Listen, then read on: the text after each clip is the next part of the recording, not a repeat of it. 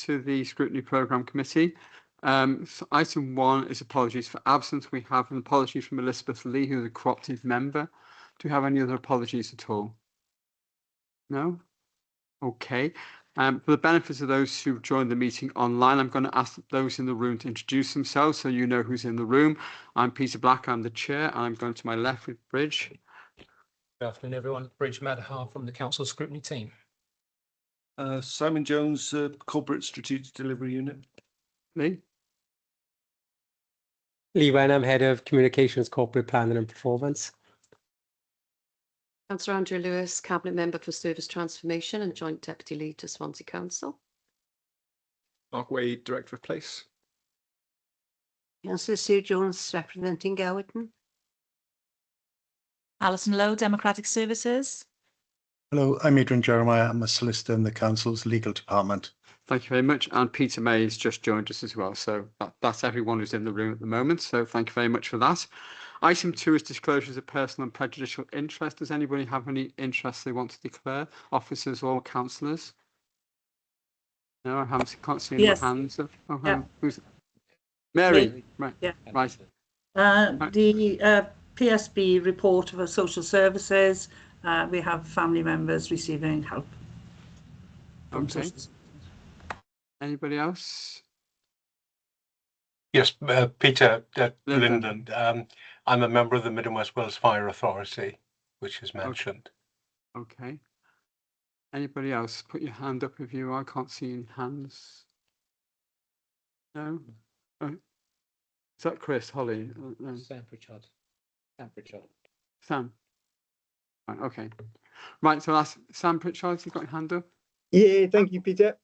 I'm also a member of the Mid and West Wales Fire Authority. Okay, thank you very much. Same here, Peter. I'm Victoria Holland, yeah? Yeah, Mid and West Wales Fire Authority. Yeah. Okay. We'll send you a form to fill in online if you can submit it to Democratic Services in due course. Thank you. Is that all the declaration of interest? Speak up now. Sorry, it's also item 7 because it's corporate safeguarding, and obviously it comes from social services. That's not the issue, although my family members. It does come under the social services. Okay, thank you. Right, I'm going to move on unless someone else had declared an interest. Right. Okay. Item 3 is prohibition of whip votes and declaration of party whips. And we have anything to confess? No. Okay. And item 4 is minutes of the last meeting. So we'll go through those by page for accuracy. So on page 1, page 2. Page 2, page 3, page 4, page 5, page 6. That's the last page. Are we content those are accurate? Yeah, thank you very much. Just for information, Louise Gavard has just joined us as well. No, it's fine. I'm just so people know who's in the room. That's all, Louise. So, yeah. Lovely. In that case, we're going to move on to public question time. I haven't had any questions received so far. So move on to the next item. It has been requested that we move item 9, which is the Scrutiny Performance Panel Progress Report, to the beginning of the meeting because Chris Holly is not able to stay to the end. So I'm going to do that unless we have any objections. I hear silence. That's no objections. So I'm going to ask Chris Holly to introduce this item, which is on the Scrutiny Performance Panel report on service improvement, regeneration and finance. Chris. Thank you very much, Chair, and thank you very much for panel to agree for me to bring this item forward. As many of you already know, service improvement, finance and regen covers a huge area of scrutiny. I'll start off with the service improvement. Service improvement is looking at the data that is collected throughout the year, which gives us performance data on a 3-monthly and a yearly basis.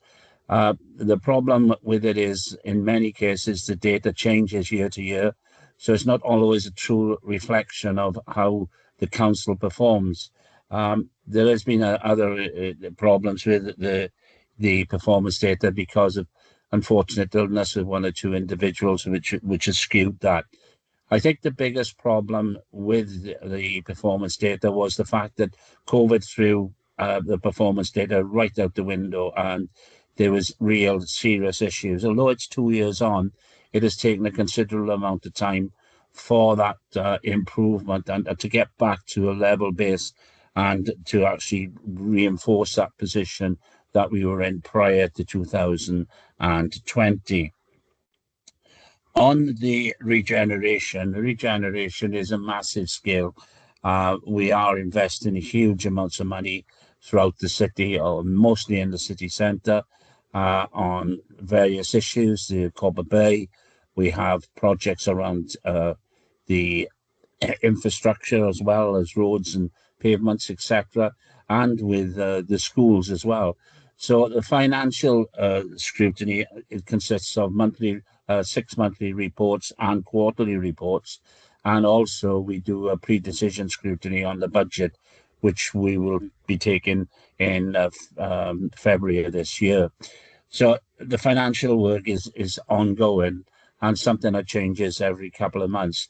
The last project we did, or the last report we had in the beginning of November, was where we done a review on the revenue accounts of, we done a review on our reserve accounts.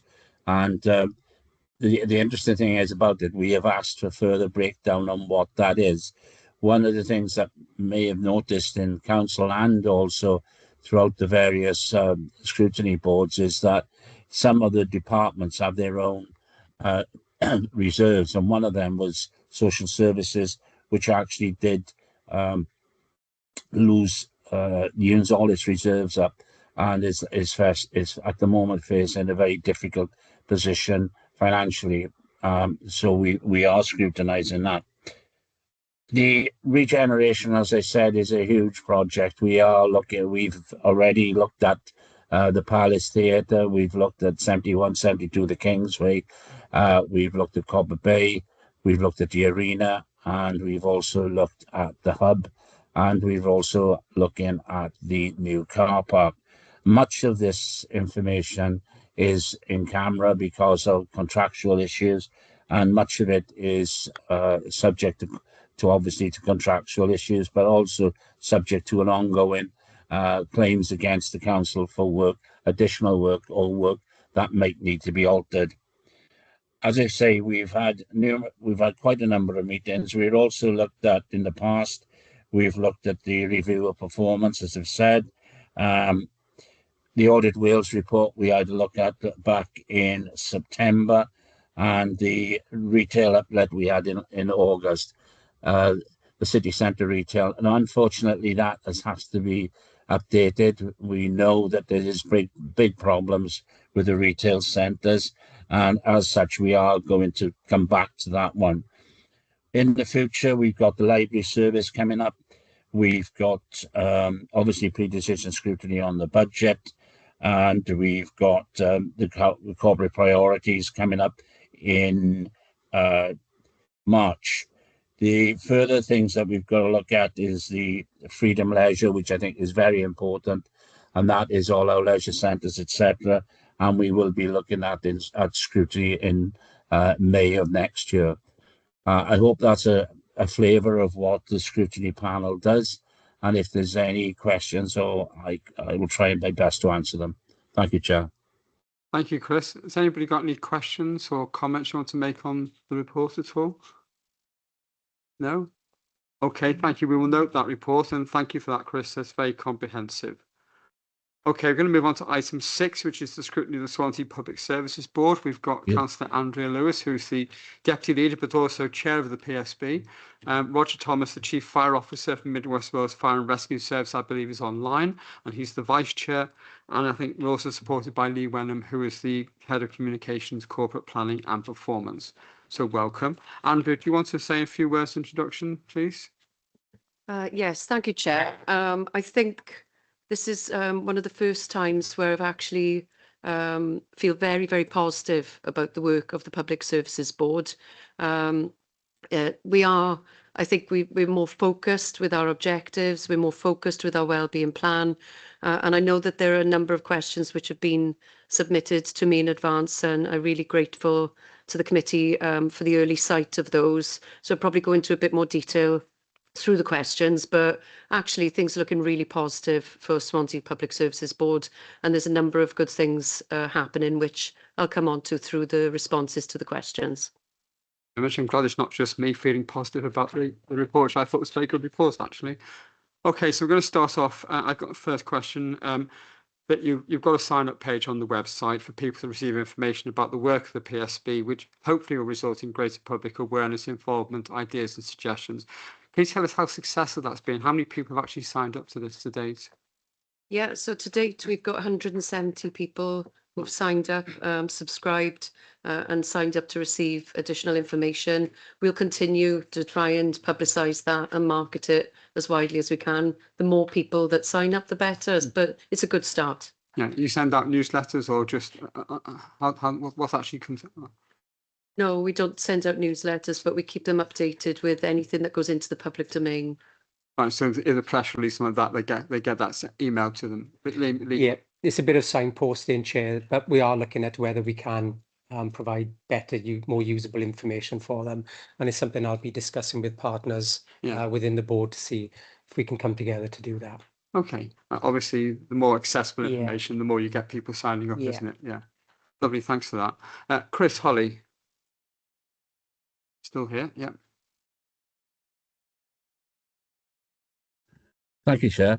Can I ask a question about the involvement of partners, Deputy Leader, in as much as there's always been issues with various organisations not turning up to it and to the board meetings, and one of them has been NRW, who have been, conspicuous by the fact that they haven't turned up on many occasions. Could you give us an outline as to the accuracy of people or how many times people have actually turned up at these board meetings and who they are and their frequency? Thank you. Yeah, Andrew, yeah. Yeah, I feel I should point out at this point that if members didn't turn up, then we wouldn't be quorate and we wouldn't be able to have a meeting. So it's critically important that they do. And I'm really pleased to report that we've had excellent attendance from all of our statutory partners. Okay. And I think what's also helped in that respect is the wellbeing plan has a number of steps which are championed by individual statutory partners. So there's a greater engagement from partners in our wellbeing plan and the objectives, because they're leading on a number of the steps themselves as organisations. So really pleased to say we haven't had any issues with attendance, and it's very strong from NRW, from the local health board and the fire service as well. So happy to report that it's all looking very positive. So what is your quorum exactly? You've got to have a representative of each organisation there to be quorate? Yes. Right. So if someone's not able to attend, then you can't go ahead. Okay. Chris, you got any follow-up questions?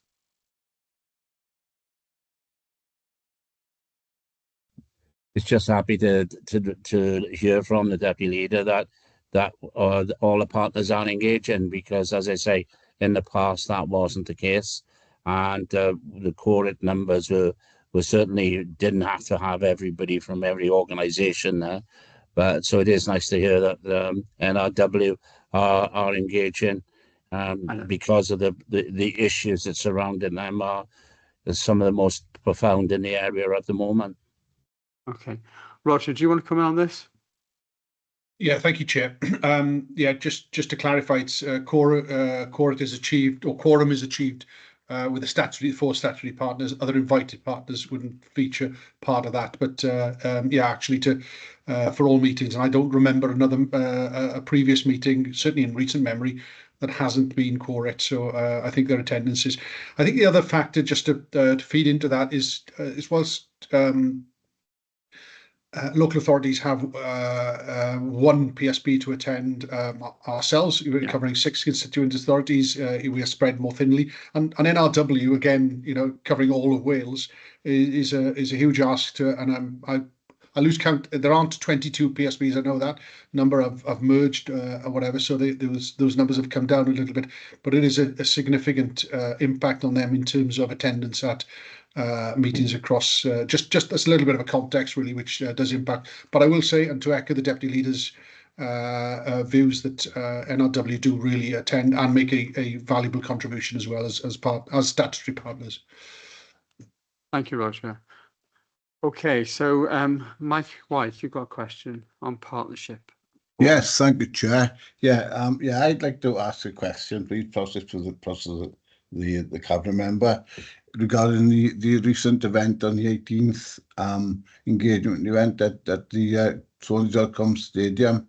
Are you able to give some more detailed feedback about both the PSB engagement event held on that day, and also if you're able to sort of can you tell us about its purpose and benefits of that event being put on?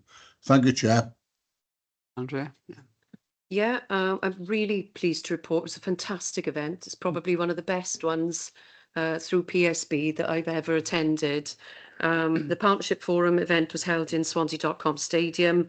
It was all about bringing people together, organisations, stakeholders and community groups. So it's nice to see people from the community involved as well. So as part of the event, we broke out into workshops and focused certain tables on each of the steps. So it was really engaging. It was very useful. We had a lot of good feedback and it was really positive. There was a real buzz in the room, and the feedback after the event was really positive from everybody who attended. So we are intending on having another event, a similar event in the near future, and perhaps Scrutiny Committee members would like to attend that event. The offer is certainly there and the invitation is there. So I'd like to see us do more of that, because it's almost like taking the Public Services Board on the road, and not just being in a room around a committee table as we generally do. It was more interactive, less formal, and was really positive and really a success, I think. So a real thanks to Leanne Ahern, who played an integral part in bringing that event together. A real success, and we need to do more of it. I'm sure if you notify us next time you have one, and don't clash with party conferences, well, I'm sure people will be able to attend that, and I'm really quite interested in taking part in that, because I think we do all like to better understand the PSB and how it works, and that would be very helpful, I think. Lovely. I think it's Roger again, I think. Yes, Roger. Yeah, thank you, Chair. Just to echo Deputy Leader's comments, really, and what we've seen traditionally in the PSB is we have a strategic meeting, and then there are a number of subgroup meetings where practitioners get together. And I think this was an event which was attended by practitioners, by middle managers, by strategic leaders and decision makers, policy makers. And I think the strength of that event was on the basis of that we brought people together. We're able to generate some of those ideas and see how it works on the ground as well. But there was, as Andrea's touched on, there was a lot of energy in the room, a lot of enthusiasm, and some real positive. And I've sat on a number of PSBs in other areas, and I will say, have an event of that kind I've not seen replicated elsewhere. So a real positive event. Yeah, thank you, Chair. Thank you for that. Mike, you got any follow-ups? Are you happy with that? Yeah, they say, yeah, I'm very grateful for that feedback. I did go to the event in 2023, which was at the stadium, which was very, very interesting indeed as well. Can I ask, following obviously the different sort of organisations are there as well, is there any sort of scope to perhaps, like we used to do before, so we encourage the sort of younger element to perhaps know what the PSB was about, and perhaps talk about a possible crucial crew exercise? I don't know what your views are on that, and perhaps that could be incorporated perhaps as part of the PSB's work. Okay, should we add this to the curriculum, Andrea? It's certainly something. Engaging younger people is certainly something we'd really like to do, and I'm sure that working together with Lee and the team, we'll try and focus and see how we can do that. We could possibly reach out to some younger groups to come along to an event like this, which is more interactive and, in fairness, a bit more fun than the ones which are more about governance and a bit more formal. Yeah. So, you know, we'd absolutely welcome inviting young people to find out a bit more about what the Public Services Board does and what it's about and what its focus and objectives are. So I think it's a good suggestion. We'll take that on and see what we can come back with. I take it you weren't referring to this meeting as fun.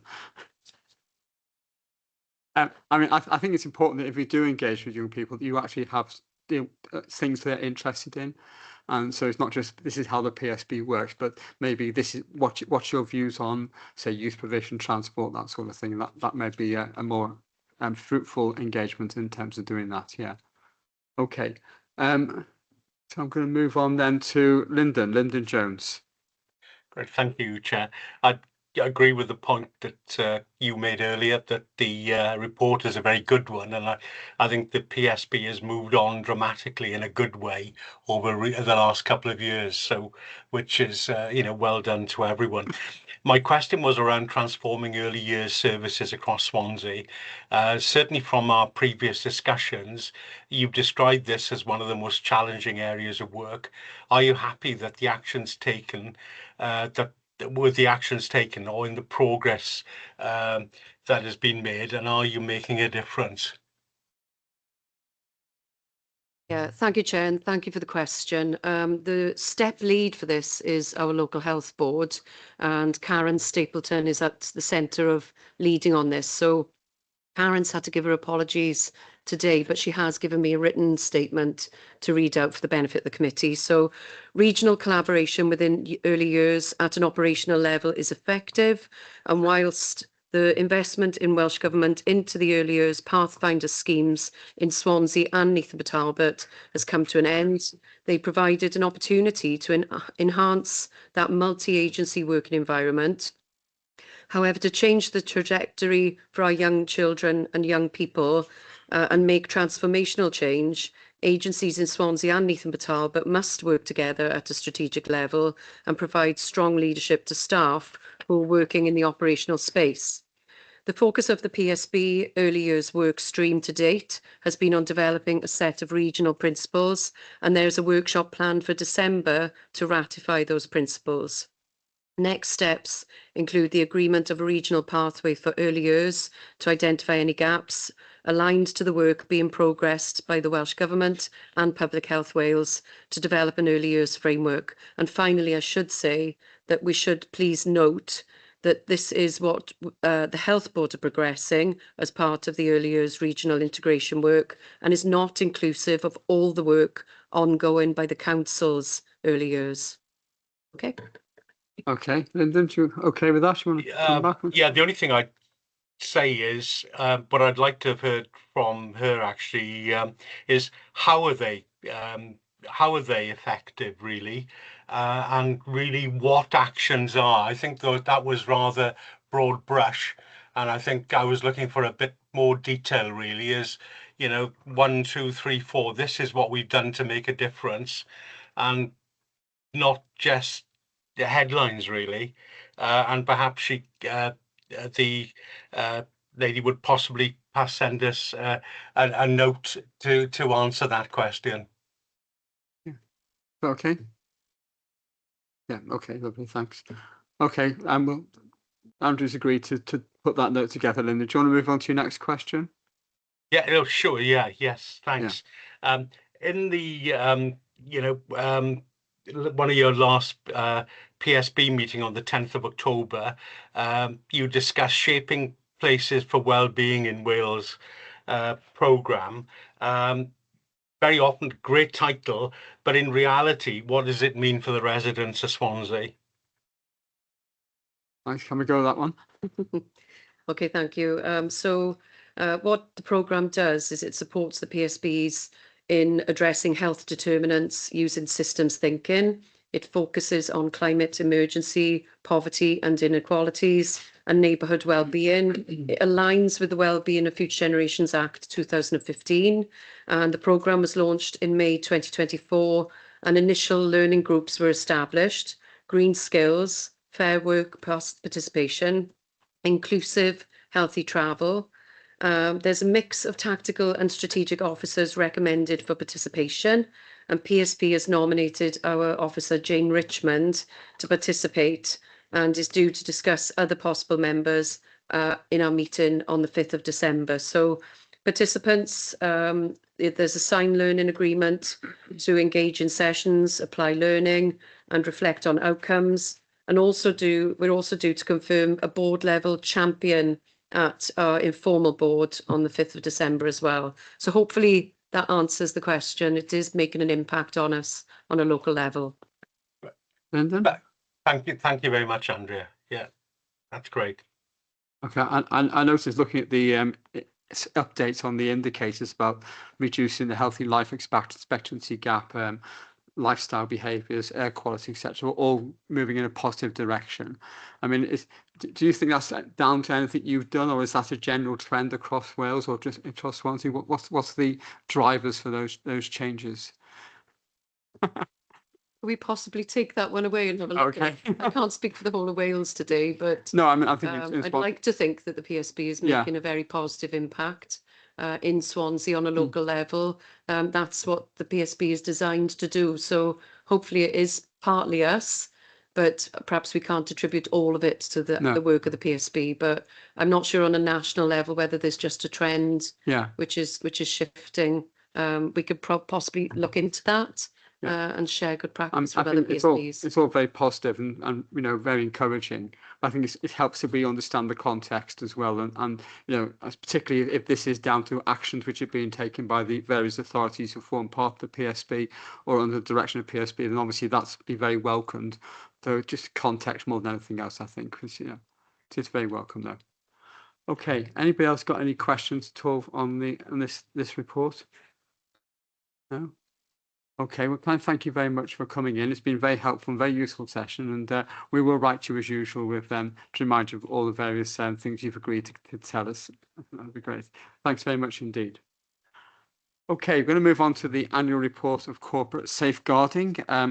We have Councillor Louise Gibbard here, the Cabinet Member for Care Services. David Howes has joined us in the room as well, Director of Social Services, and Simon Jones, the Social Services Strategy and Performance Improvement Officer, is here as well. Louise or Dave, do you want to do a quick introduction to this before we go into questions? Yeah, please. Sorry. If I can sort of introduce the report, and then I'm ably flanked by Dave and Simon to answer questions and take any sort of technical know-how, I guess, which I'm less able to answer. So I'm really pleased to be presenting this report to the committee once again. As always, safeguarding is our top priority as council, and I'm really happy to confirm the really high level of engagement by all directorates and all services in this aim. As always, I want to put on record my thanks in particular to our director Dave Howes for his leadership, and to all members of the safeguarding board for their time and commitment, and in fact to all officers of the council and elected members for making sure that safeguarding is everyone's business. So just to present some key points, it is of course our commitment to safeguarding and promoting the well-being of vulnerable children and adults who may be at risk of harm. That's the essential part of this report. The updated corporate safeguarding policy now emphasises prevention more, ensuring that safeguarding concerns are identified and addressed across all levels of the council. It extends the duty to report safeguarding concerns to all public service officers, making it clear that safeguarding is a collective responsibility. The updated policy highlights various safeguarding risks such as child sexual exploitation, modern slavery, radicalisation and others. It also stresses a contextual safeguarding approach, focusing on the full range of potential risks to vulnerable individuals in various environments. The corporate safeguarding policy is built around 6 key safeguarding elements: safe governance and performance, which is about establishing a clear policy framework, leadership and robust processes to ensure accountability and consistent action across the council. Safe employment is about ensuring that recruitment and employment practices uphold safeguarding standards, particularly in roles that involve direct contact with vulnerable individuals. Safe workforce, ensuring our staff is well trained, supported and aware of their responsibilities. Safe practice, promoting high standards and ensuring that staff take appropriate actions to protect vulnerable individuals from harm. Safe voice, empowering individuals to have a say in safeguarding matters and a sense of control over their own well-being. And partnerships, collaborating with other agencies and stakeholders to ensure a coordinated, effective response to the safeguarding issues. We have established strong governance structures which ensure that safeguarding is embedded at every level of the organisation. The Corporate Safeguarding Group is the key leadership forum responsible for overseeing efforts across the Council, with clear roles and responsibilities allocated across all directorates. It holds regular operational meetings to help review progress, refine strategies and ensure that safeguarding is addressed proactively. There are named safeguarding leads appointed across the Council and ensure that responsibilities are clear and followed through. To ensure consistent action and improvement, we have an audit tool for self-assessment, and the results of these are shared with the Regional Safeguarding Board to highlight areas for improvement and monitor performance against standards. Under the element of safe practice, key actions include ensuring that all staff understand their responsibility to report concerns about children at risk of harm. The report highlights regular safeguarding meetings that review Section 47 assessments, ensuring appropriate responses to child protection cases. There's a really strong emphasis on peer reviews and reflective supervision to improve our decision making and our practice. The Council prioritises collaborative work with partner agencies such as health, police, schools to ensure a coordinated response to safeguarding concerns and the sharing of information to better protect vulnerable individuals. We incorporate ACE-informed and trauma-informed practice into our approach, helping to address the long-term impact of early trauma on children and adults. This includes training staff to recognise the signs of adverse childhood experiences and how to offer appropriate support. We're committed to ensuring that staff and volunteers are properly vetted through safe recruitment practices. We've updated the recruitment and selection policy to reinforce the importance of safeguarding in all hiring practices, ensuring that all staff working with vulnerable people are subject to thorough disclosure and barring service checks. The new DBS policy introduced in August 23 seeks to enhance compliance across the Council, especially schools, which includes increased oversight and training for school governors, ensuring that all staff meet safeguarding standards, and efforts to reduce DBS breaches have been successful with ongoing work to eliminate any remaining issues. Place a high value on training to ensure all staff are well equipped. We have mandatory safeguarding e-learning for all employees, ensuring that everyone understands their responsibilities, and in addition, face-to-face training is available for staff who don't have access to computers. The National Safeguarding Training Framework guides all training, ensuring it meets national standards, and Swansea is the only Welsh local authority to offer a comprehensive multi-agency safeguarding training, praised for relevance and quality. And this is not available just for Council staff, but to external partners such as GPs, fire services and childminders. Since the introduction of Oracle Fusion, a significant number of staff and elected members have completed the mandatory safeguarding courses, including the Group A safeguarding e-learning and violence against women, domestic abuse and sexual violence. Safe Voice is really important as we use a strength-based approach which is integral in how staff engage with service users. It focuses on empowering individuals to identify their strengths and make informed decisions about their well-being. We work alongside individuals and families, co-designing support plans and interventions, and ensures that those affected have meaningful control over the services they receive. The Adult Safeguarding Hub plays a crucial role in responding to adult safeguarding concerns, managing cases of public protection notices and adult at-risk reports. It also supports professionals with advice and guidance on safeguarding issues. The report also highlights the importance of our suicide rapid response meetings, which have been embedded into processes, and these ensure that vulnerable individuals impacted by suicide receive timely and appropriate support, reducing the risk of further harm. We very much acknowledge that safeguarding requires collaboration between various agencies and partners, and through safe procurement, we ensure all suppliers and contractors are aware of and adhere to safeguarding responsibilities, included in contracts and procurement processes. The commercial services team works to monitor all compliance across contracted services. And of course, we work very closely with the regional safeguarding boards, particularly West Glamorgan, to align strategies and ensure our local efforts are coordinated and effective. Looking ahead, we are of course committed to continued improvement in safeguarding. Our key focus for the next year include completing the review of the corporate safeguarding operational group, strengthening our quality assurance frameworks, and ensuring that preventative safeguarding measures remain a priority, and particularly in the light of emerging risks and challenges. We've made really significant progress in strengthening our corporate safeguarding efforts by embedding it into our governance, our practice, our training and partnership working. We aim that vulnerable individuals are well protected. I think that the report demonstrates a really strong commitment to continuous improvement and to fostering a culture where, as we've said, safeguarding is everyone's responsibility. And I'd just like to finish by drawing attention to the contact details at the bottom of page 110, which are hopefully a really useful reminder of how anyone in the council or indeed outside can report a safeguarding concern. Thank you. Do you want to add anything to that? I don't think I could, Chair. Yeah, okay. You've took the words out of my mouth, right? Thank you for that. That's very comprehensive. Right, I'm going to, first question, I'm just trying to find the paragraph right here. And can I just refer to paragraph 4.37? First of all, can I just say that there's since we've been taking this report, this committee, there's quite see clear progress, and you can see that, you know, the comments that we've made in scrutiny have been picked up and are being reflected in the work that you're doing. So thank you for that, which I think is quite useful and shows the importance of scrutiny as well as part of this process. So just on 4.37, this is the staff elected member take-up. Disappointed to see only 12 elected members have done the violence against women training. I think I'm one of them. I'm sure I'm one of them, but couldn't say for certain. But I think maybe we should try to get members to do the remaining members to take it up. But very pleased to see everyone has done the safeguarding online check as well. But in terms of the take-up amongst staff, 3,427 have done the safeguarding, 2,588 have done the violence against women training. Is this what sort of percentage of that of the staff is there more scope to take more staff to do this?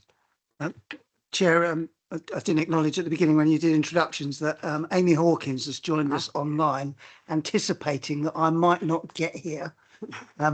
And I'd be stealing Amy's thunder if I answered that particular question. So I'm going to invite Amy in. If I wouldn't want to exclude Amy from this. Amy, would you like to have a go at that? Yeah, no problem. So just in terms of those figures, it's work in progress, isn't it, in terms of people doing this online training? What I would say is this is our first full year that we're reporting on the new online training system, so on Oracle Fusion. So we hope to see these numbers improving. As Councillor Gibbard has already said, a number of people have face-to-face training where they're not online, and we know there's a little bit of a gap at the moment between those who've had face-to-face training being updated on the Oracle system to actually say they've done the training. But in terms of those numbers, it's around 59% of the non-school workforce who've done that training so far. So did you say 59, you said? 59%, yeah. 59. So it's approximately 6,270 non-school employees who have access to that system at the moment. Yeah. Oh, sorry, who are registered on that system. Yeah, and presumably because you now got Oracle Fusion, you've got better management information, you're better able to track that as well. Do you monitor the schools, or is that the responsibility of the schools as well? A separate system in relation to schools, and again a work in progress in terms of how we get that information from individual schools. So a bit of a work in progress. But they're not an Oracle, are they? No. So we've got to look at workarounds. All of this is a work in progress, and Amy didn't make the point that whilst we did put as we launched Fusion, we put out a bit of a 3-line whip that said, we know that you might not be due to have your renewed training, but actually we want to get everybody up to date on the new system to help with monitoring. We clearly still have a churn in staff as well, so you're never going to get to 100% at any given time. I think, as Amy described, 60% is an underrepresentation, but it's still a work in progress to get as accurate a figure as we can. I think my benchmark would be if we were an organisation that we could press a button and say we've got evidence that 80% of our workforce at any given time have had the training. That would be a really good benchmark when you take into account all of those other factors. So that's what we'll be looking for over this coming year. Can we get it towards 80%? on the new system. If we've done that, we're in a really strong, robust position from my perspective. Yeah. Now you oversee the DBS, don't you, as well? We have reports through on the effectiveness or not of DBS arrangements. To be honest, the work that the scrutiny committees have done around monitoring progress of the DBS work has been a lot of the evidence that we've been relying on in our board around are we seeing progress or not. Again, the feedback we've had similar to scrutiny has been yes, we've made progress against some of those worries that we have had over in previous years. I know governance and audits have been particularly strong on the DBS. Absolutely. Sorry, okay. I should have referenced. Yeah, that's fine. No, that's fine. And I think in terms of school DBS, again, is that the responsibility of the schools that all staff are going to be DBS checked? It sits with schools, but again, that's something we take an interest in around progress. So we're trying to facilitate, I guess, the conditions where we see as much robustness as not, even if we can't take direct control of it. Okay, so moving on to the suppliers and contractors. Now, I recognise this is a challenging area, and it is work in progress. How is that developing? I know you've referred to that in the report, of course. I'm going to pass to Amy as well, who's done some work on this. Okay, thank you. So in terms of our contracts with suppliers, we've introduced a new contract variation to strengthen the provisions regarding to safeguarding practice. And the new contract requirements create clear expectations relating to reporting requirements and processes, including points of contact, where to go for relevant statutory guidance. And the obligation is on providers to have their own detailed safeguarding policy, which we do monitor and ensure via our contract monitoring. And also when we're awarding contracts in the first place as well, but ensuring it's kept up to date, and that ensures the protection of adults and children. We also, at a minimum, they must cover safer recruitment, training, including induction, supervision and safeguarding procedures, management of allegations, role of a designated safeguarding person, and whistleblowing procedures. And we also ensure that the employees are aware of their responsibilities under vetting and barring service of the DBS, a requirement that all staff are appropriately trained and aligning with the our social care staff particularly, but this will be in contracts, but social care, Wales National Safeguarding Training and the learning and development standards as well. And sorry, I'll just keep going. There's also a duty to appoint a senior person with responsibility for overseeing all safeguarding matters to ensure compliance with the safeguarding requirements. So this has all been updated this year. Our providers as well work. Oh, sorry, I should just mention as well, safeguarding data is collected for each service area, particularly with our contracts, to enable that we know the amount of reporting of the volume and frequency of safeguarding instances as well. So that comes under our contractual requirements. So then any thematic patterns and trends, we can link in with our safeguarding teams as well. And there's a training work streams being established to assess the frequency and quality of the training that providers are providing their staff. And we're starting initially this particular sort of framework work with our housing support grant providers as well. And work is underway, linking in with some of the work that's been reported already, but around our modern slavery, ensuring there's a contract schedule and monitoring programme to ensure that any safeguarding risks associated with the increase of the recruitment within services as well. So to focus, ensuring we're covering that. And then just our in-house safeguarding teams provide consultation support to all our providers, so internal and external staff members. So, and we report monthly via our PNF, our performance and financial management information, about which sector those consultations are coming from as well. So if we're noticing we're not getting many from certain providers, our safeguarding team go and do proactive work just to make sure that everyone's aware of their role and how they can be contacted with any safeguarding concerns. Okay, so just for clarity, obviously these contracts, all the social services external contractors will have that clause in there, and they're the ones you particularly concerned to make sure that they've got proper safeguards in place.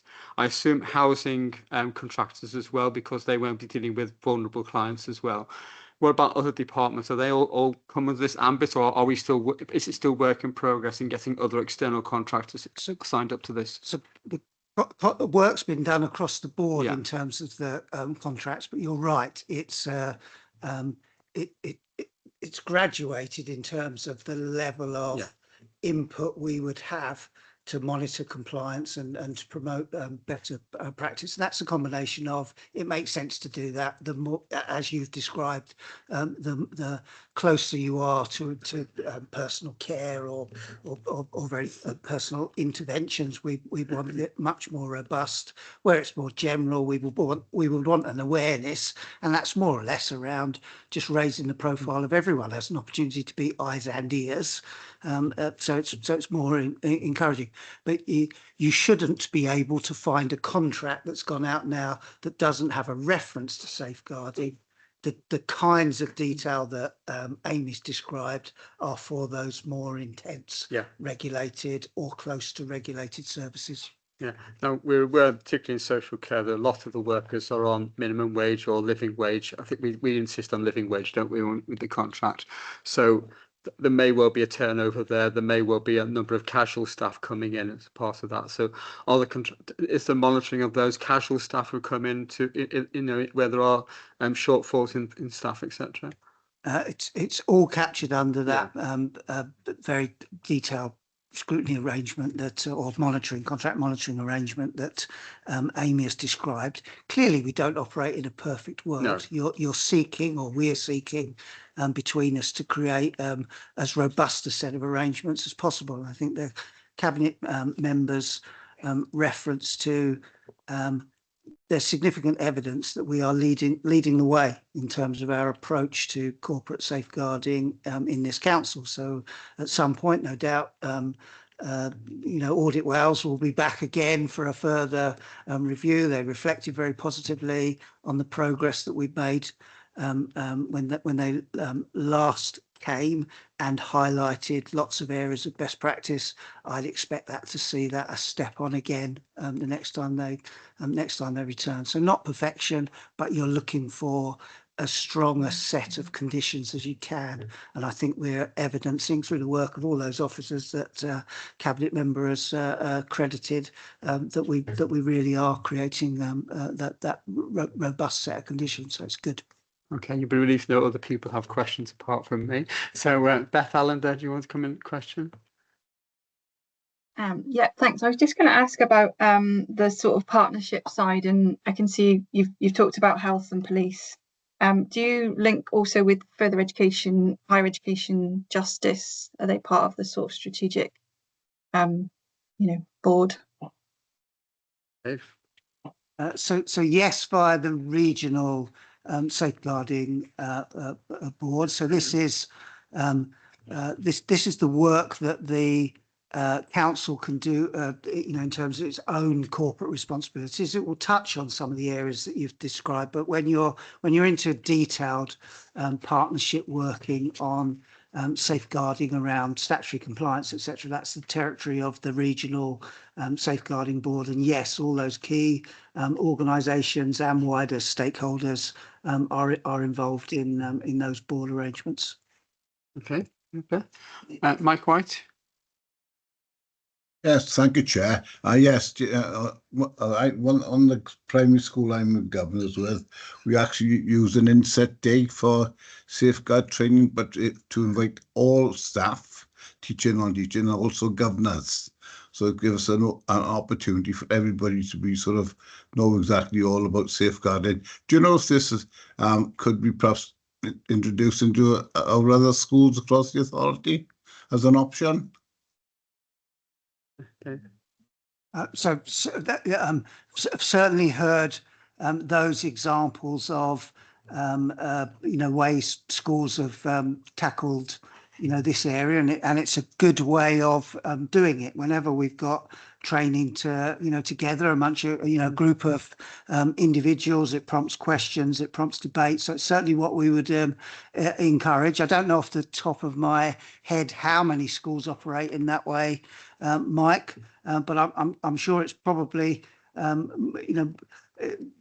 more rather than less, because it's a good way of doing it. But I could look into that with education colleagues if you wanted us to, and provide some feedback.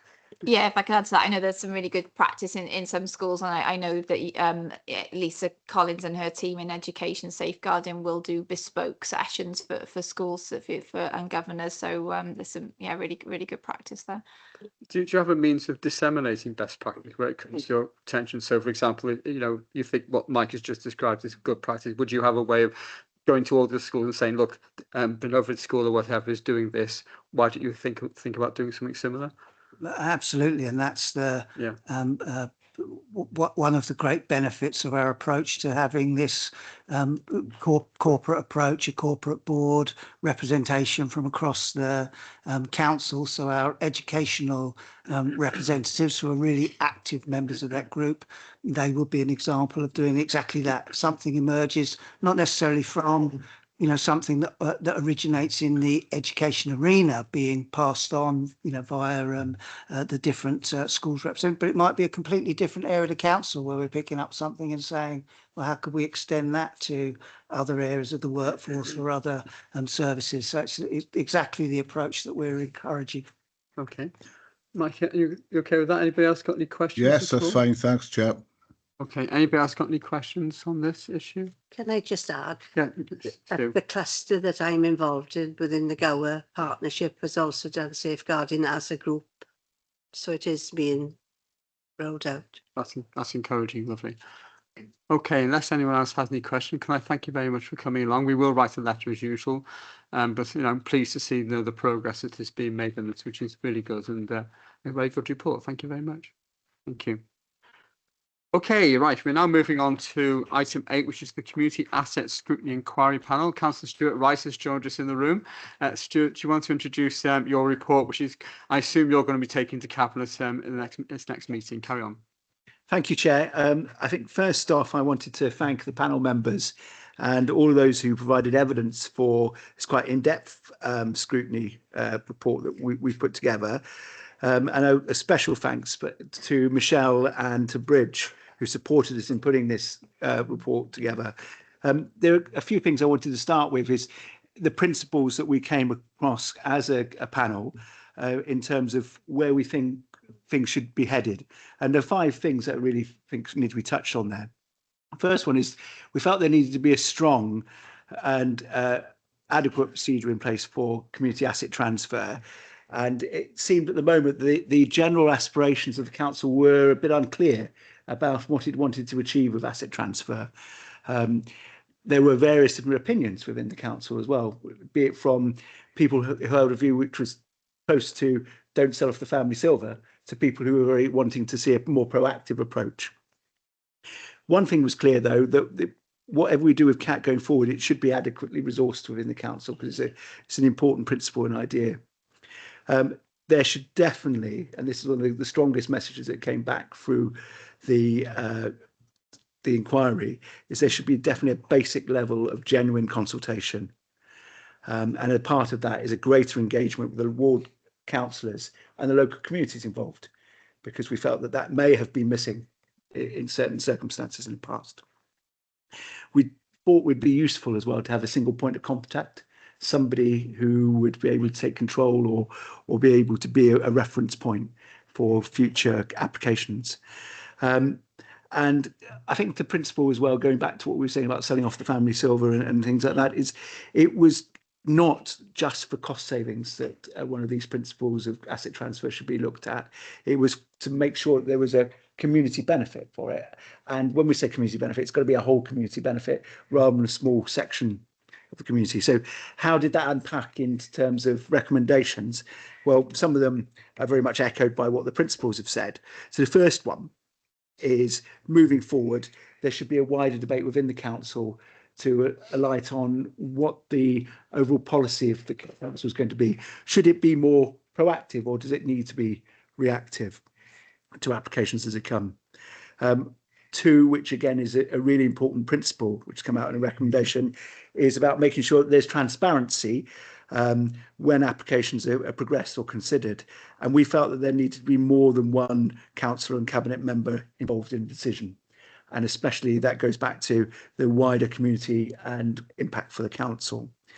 And the third one was looking really on the efficacy of the policy as it is now and building on it and giving a bit more support to people who might go through the process. So there being a toolkit web page, making it more usable and accessible to a layperson.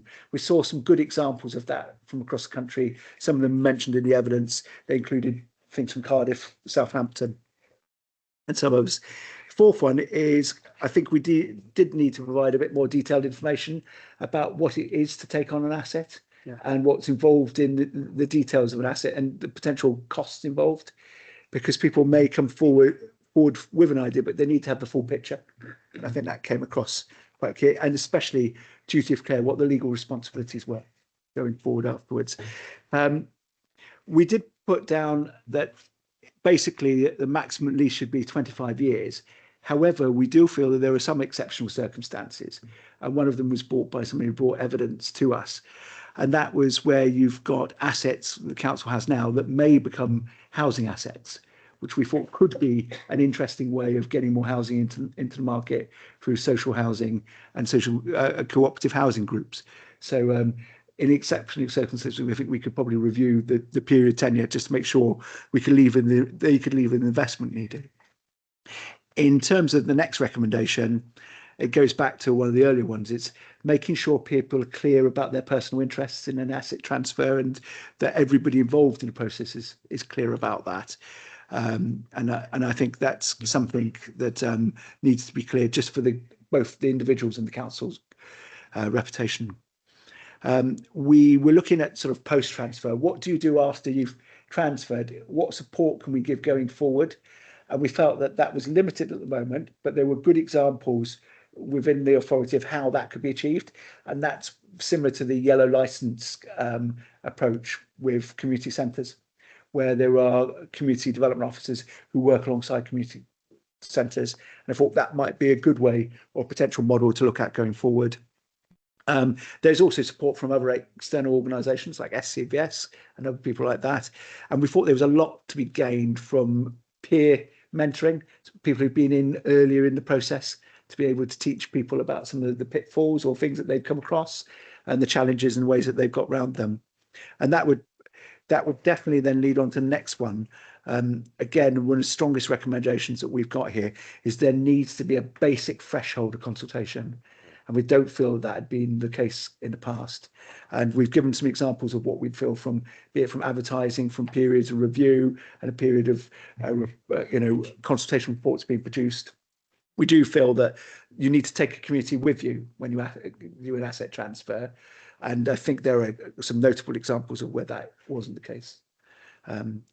So in terms of going through from there, to help the community be sort of more upskilled, we also felt the training and a toolkit with availability for the local councillors, and people may be referred to, and community councillors as well, so that they can be aware of what's happened. And we did feel that community councils would have an important role potentially in asset transfer and should be involved in the consultation period. Again, we were looking at identifying a single point of contact, which may be more of a challenge, and we recognise that as one of the recommendations. But we do think that that's important.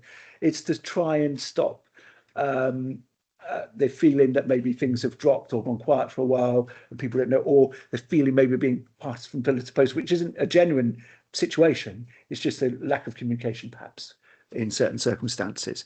And then sort of the last couple of examples for recommendations, we felt that it was worth looking at the potential negative impacts of council authorised activity on a transferred asset, making sure that they kept to why it was being transferred, and also if there are any potential impacts by how they're using it on the community, so that we could review that going forward, and also making sure that transferors know about what the council is planning to do and what impact it might have on them. So there's kind of like a two-way street there. And just making sure that the benefits for the whole community rather than a small section of it, and it's not just a financial benefit to the council, and the community will gain by that asset being transferred. So I'm happy to take any questions or clarify anything from. Okay. Just going back to this single point of contact thing, do you feel that the council is properly resourced to deal with these transfers? I mean, I get the impression that they've got one officer dealing with the whole lot, or The challenge for us really is you've got a number of different areas. So be it legal, be it estates, be it sort of community development, or sort of the support of the organisations. There almost needs to be a way in which we can resource, because I think it's important, if we're going to take it seriously, we should resource this better, and then have at least a gateway person, a communicator, who will be able to do with that, and then be realistic about how many asset transfers we can deal with at the time as well, you know. So if we had a sudden flood of 70 asset transfers, it's not realistic that we could deal with them. And managing people's expectations. I think sometimes people would come to an asset transfer not having maybe experienced something like that before, and thinking that's something that's going to happen in a couple of weeks, rather than, you know, something that's going to take months. Yeah, and did you look at you know, the people who have been taking on the asset? You said about you know, making sure that they're robust, but training and yeah. That So sort of stuff. and I think that's also the toolkit and the information that get given beforehand. Yeah. But more importantly, what they get afterwards. Yeah. After the assets, there's a support to make sure it's given its best chance to work. But we've got to be careful about getting the fine balance there of the resources within the council to do that, and also making sure, and this is a part of the initial filtering we'd have with any request, is that the group unto itself is robust enough and skilled to a degree to be able to do this. Okay, we wouldn't expect everyone to know everything about an asset transfer before they're engaged in it. No. But we'd want to know that they would have the skills available to them, or know a way of getting to those skills to be able to look after it going forward. And that would be the concern, I think. Yeah, I mean, if you transfer a playing field, for example, I mean, the people taking it on may well have a lot of experience of managing that playing field, know what to do with grounds maintenance, etc. But when it comes to doing the finances and that sort of stuff, and the legal side of things, that's the stuff which they need the support in, really. Exactly. I mean, there are a lot of football clubs and various other sporting clubs who are very keen to take on asset transfers, and it's just at that first stage making sure we examine in detail in that first questionnaire, as it were, or approach, that they're robust enough and they understand, and they get feedback as well. Yeah, and they're prepared to take consultation. I think that's the key thing. For us. Okay. Has anyone else got any questions for Stuart or Peter May? This is quite a rare opportunity, actually, to actually question one of my own. Brilliant. All right, I'll be gentle. Recommendation 2, improving transparencies when deciding upon whether an application should progress by involving more than one councillor cabinet member in that decision. Do I take it that the current procedure only involves one councillor or cabinet member? I've got another one. Be patient. So is that the position now? Hence the reason for the recommendation. Secondly, as you know, I'm very interested in how consultations work, who sets them up. So if we're going to go out to consultation, would it link in with the council's consultation strategy that we've got as a framework? Who would be choosing what the relevant consultation questions are when you're consulting, because they're going to be very important indeed, because they're going to have to be tailor-made, I'd imagine, to each asset transfer, because they'll come in all shapes and sizes, I suppose. So have we got like a designated officer or process in mind? Would the council be authorising the consultation? Would it be a community council or an independent company? Yeah, so in answer to both of those, the first one is more about consistency. There are examples of where that is the case and examples of where it isn't. So we wanted a more consistent approach. So the bare minimum that we wanted to make sure is that all councillors in that area would be aware and the impact, and that there should be a genuine consultation. So it leads on to your second point, really, is we've tried to put a threshold for consultation down. It was a bit of a moot point because at the moment the consultation is almost, because of resources, is led by the interested party. So in a sense, it could come out with an interested answer rather than a genuine answer. You don't want about it. So was that?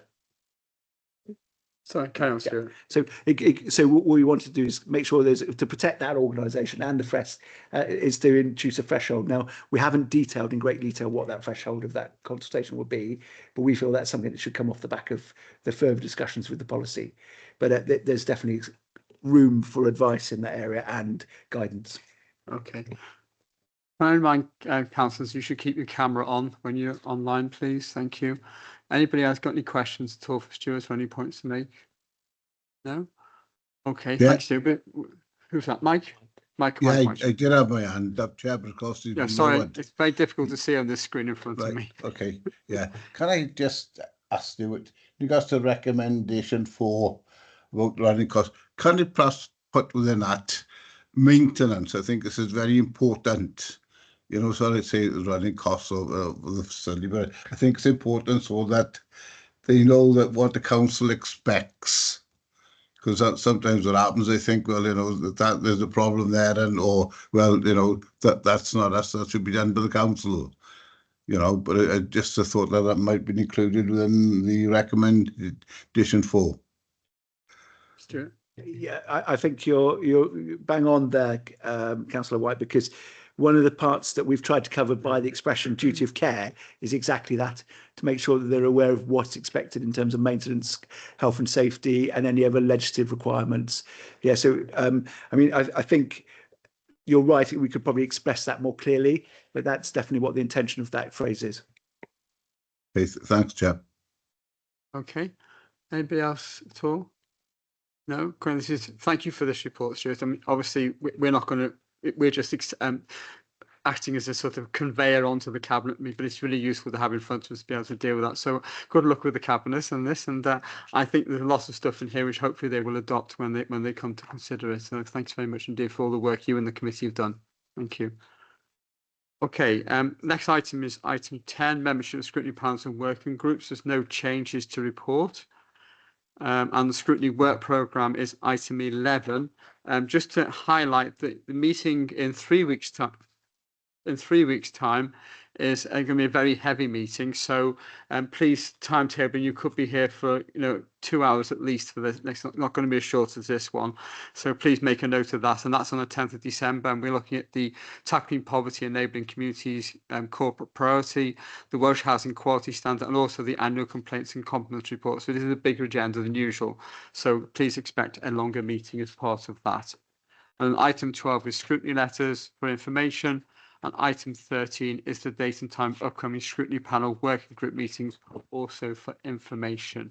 So unless anybody has anything else they want to raise, can I thank you all for attending, and I declare the meeting closed. Thanks everybody very much indeed. Thank you. Thank you, Chair.